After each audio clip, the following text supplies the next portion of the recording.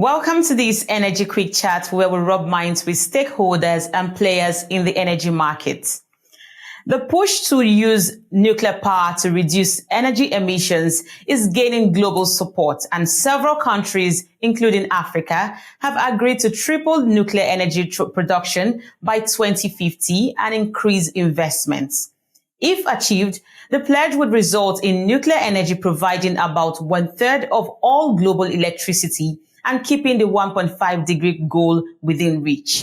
My guest today is Princess Mthombeni, who is the founder of Johannesburg-based organization Africa4nuclear. Thank you for joining us here on Energy Frontiers, Princess. Hi, Justina, and hello to your viewers. It's a pleasure to be here. Right.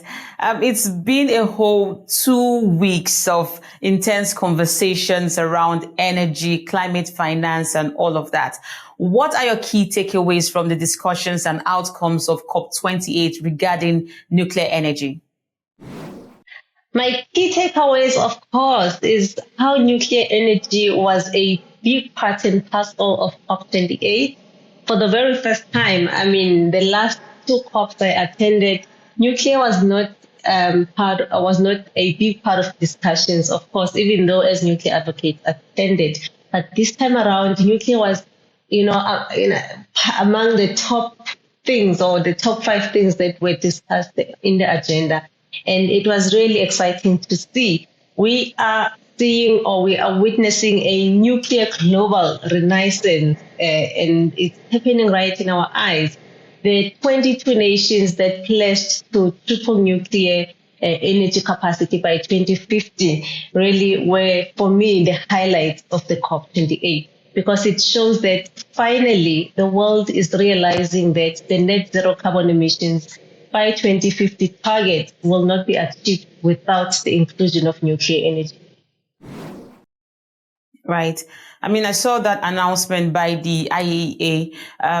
So do you think the final text of COP28, which came out today, is fair enough to balance the variety of interests, including that of the energy sector, of nuclear energy sector?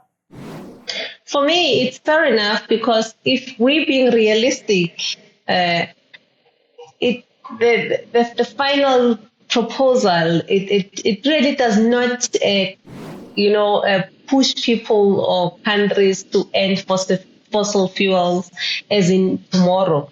It really it's realistic in such that we need to come to terms with reality. And reality is that we still need fossil fuel. And so ending fossil fuels is going to be a journey. Yes, we agree that we need to transition, but we are not going to transition overnight. So those countries who still rely on fossil fuels, like South Africa, which is powered mostly by coal, it's not going to be easy for South Africa to just wake up tomorrow and, shut down coal power plants. That will be devastating for the economy of the country. So the way this proposal is drafted, for me, it's realistic, because it also says that in order for us to achieve what we want, we need to work together as a world, so that at least we are able to achieve what we want to achieve, which is net zero carbon emissions by 2050. So it's a fair proposal, and I just want every country to run with it, including South Africa, which is really, for me, is running with just energy transition. There's nothing wrong with just energy transition, but it's not a priority for now. Right. So there is the concern about nuclear waste and safety. So how should African countries deal with these environmental issues around nuclear waste and safety? I don't think nuclear waste should be associated with environmental threats, because, we have been generating nuclear waste, some of us before we were even born, and it has never been a threat to our environment or even to our health, because the nuclear industry knows how to take care of its waste. Number one, it has highly skilled people who for many years have been working with this waste, and they know exactly how to do with waste. And so it's not an environmental threat, as you have never had any incident that someone has been exposed to nuclear waste and therefore have died or they're in hospital. So it has never really been an environmental threat. And I think that's what we need to do to educate people what we mean by nuclear waste. And where do we get nuclear waste? Because people are under the impression that nuclear waste comes from nuclear power plants only. And that's not the case. You even get nuclear waste from hospitals, and you also get nuclear waste from other areas such as mining. So, but our nuclear waste is what we as the industry call the spent fuel waste, which we take care of. Every operator is responsible for taking care of its waste and ensuring that people and environment are not exposed to radiation. But now we're talking about Africa, where let's take, for instance, South Africa, where it's been hard to even manage infrastructure and the whole climate issue and all of that. That's why we're asking, how can African countries manage the issues around all of this? Do you know, Justina, I always say to African nations, if there's any country you need to benchmark with when it comes to nuclear, it's South Africa. Because South Africa, for 40 years, almost 40 years, we have been safely managing and operating Koeberg nuclear power plant without any incident. And we have been managing that nuclear waste for, over 60 years, because the South African Nuclear Energy Corporation with the research reactor has started operating in 1965. So we started generating waste then, and we've been managing that waste perfectly fine. So South Africa is the right place to benchmark for African countries to benchmark when it comes to how to operate or safely operate nuclear power plant or nuclear research reactors. Right. So recently, South Africa announced the procurement of its nuclear power, an additional 2,500 nuclear power. How important is this in addressing the current power crisis in South Africa?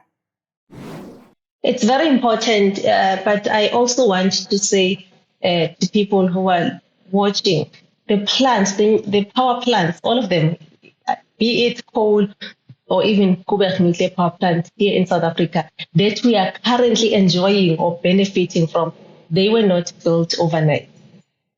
They were also built within a space of 8 to 10 years. Koeberg was built within a space of 8 years. The first Koeberg unit started operating after 8 years. So when you look into a nuclear build, you are looking at from minimum of 7 to 10 years or even longer than that. But a country like South Africa, which is now more experienced, we hoping that it may take even lesser to connect the first nuclear unit.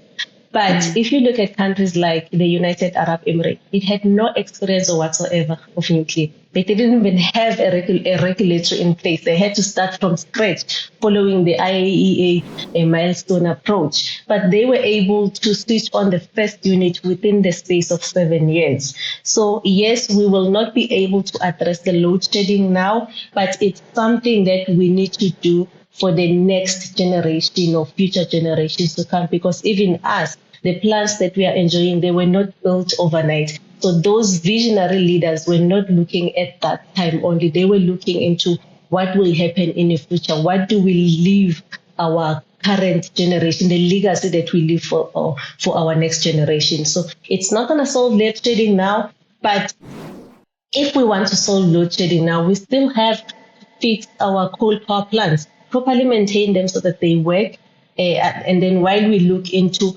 what is going to replace them in the longer term. Right. You already touched a bit about the next question I wanted to ask you about. What other alternatives are there to cushion this power crisis, considering the first unit of the nuclear project is not expected until 2032 or 2033 thereabout? So what is South Africa doing in this regards as to alternatives? As alternatives, South Africa can first, the priority is to maintain the current coal fleet, and which really we have about 52,000 capacity of 52,000 megawatt capacity on the grid, which is enough to end load shedding, but half of that is not working, which is why we are on load shedding. So if we can work on maintaining those plants and make sure that we bring them back online, then we would be able to solve at least many stages of load shedding. But also, South Africa is not sitting and doing nothing. Minister of Department of Mineral Resources and Energy have been signing different renewables programs in the form of independent power producers.